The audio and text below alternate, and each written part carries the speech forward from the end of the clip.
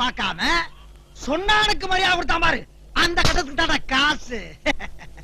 ஆனா இந்த உலகத்துல புல்லுல இருந்து பூண்டு வரைக்கும் இந்த சொன்னானுக்கு மரியாதை கொடுக்கணுங்கிறது இந்த ஊர்ல எல்லா பேத்துக்கும் தெரியும். அதை ஏன் வாயில சொல்லப்படாதுல்ல? என்ன இன்னைக்கு போத புடனி வரைக்கும் ஏறுது? இப்படியே வெளியில போய் கேவலப்படுறதுக்கு கண்ணசர அப்படியே பாய வச்சு படுத்துட்டோம்னா காலையில போய் ஜோலிய பாத்துக்கலாம். அப்பா இங்கேயே படுத்துட வேண்டியதா?